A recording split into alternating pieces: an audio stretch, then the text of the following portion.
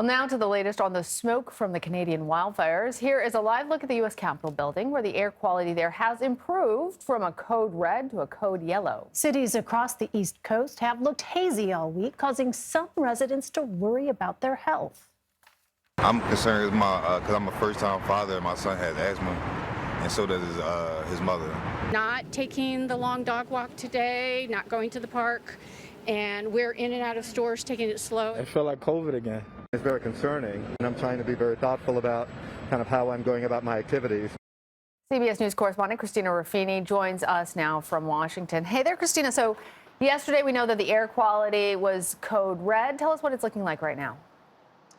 I think hazy is a good word for it. We actually got a little bit lucky in that it was cooler last night, and we could start to feel the air feel a little bit better because the heat kind of makes it stick in one place. There's a breeze, which hopefully is moving some of this along. D.C. did have the worst air quality in the world yesterday, according to some of those indexes. And look, it wasn't great. I mean, reporters should take their own advice. We were telling people they should go inside. We were out in it all day yesterday. And I'm not going to lie, like many people in the city, I woke up this morning with some pretty swollen eyes.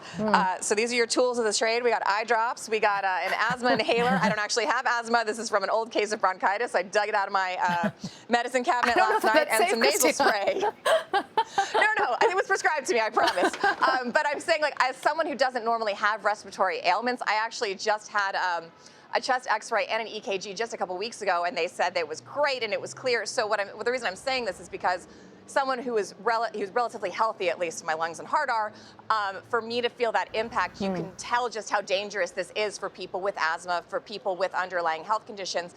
And one of the reasons the doctors we've been talking to have said, even on a day like today where it's only yellow, it's a little bit better. Those particles are so small that they really can get down deep into your lungs, and they're harder to get out.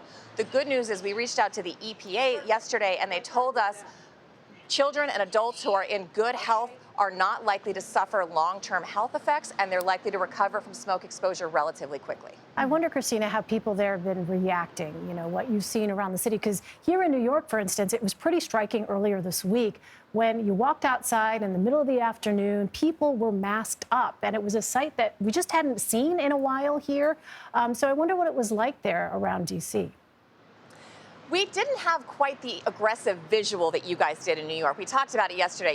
You had what I'm used to from out west when you have wildfires, where the sky reflects red and it's just very dramatic, and your brain kind of thinks, oh, danger. We didn't have that quite as badly here. I did notice as it heated up in the middle of the afternoon, I did see a lot more people wearing masks on the street, large groups of people in masks. And it was interesting. It was a little bit like reverse COVID, because they had the masks on and then they would step inside to a coffee shop that I was in, for example, and everybody would take the mask back off, which is the complete opposite of what we've been doing for 2 years. Yes. But look, we talked to a mail carrier who was out. He was wearing his mask all day. He said he could really feel it, and he was worried about it. We talked to some construction workers. One of the guys said, look, I have to be out here for my job, but everybody else should go home. And he said he was really worried about what kind of chemicals were in the air, because as I was saying, that's what you could really smell yesterday, and even earlier this morning was kind of this acrid chemical smell in the smoke. And then we talked to a bunch of dog walkers, because they even said you should keep your pets inside. Some people were giving their dog walkers the day off. Some dog walkers were staying in.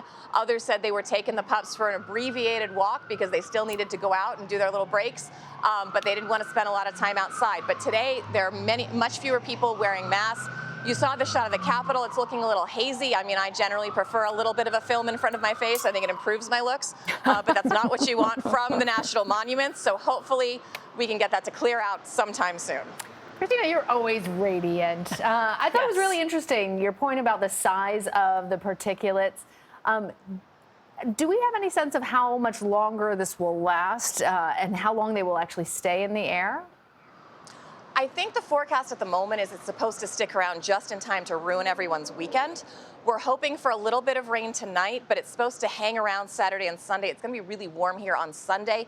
And then forecasters right now are saying hopefully by Monday we'll see it start to move on to somewhere else. But look, I think it's important to talk about the fact that we're getting a lot of noise about this, because for a lot of people in D.C., in Philly, in New York, this is the first time they've experienced this kind of suffocating city-type smoke and smog.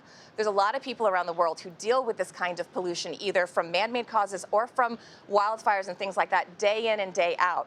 So it's a good wake-up call to people that just because environmental issues haven't impacted you or your city so far, doesn't mean they're not going to. And this is something we're all going to have to learn to deal with and address sometime in the future. A really Excellent important point. Yeah. Christina Ruffini. Christina, thank you.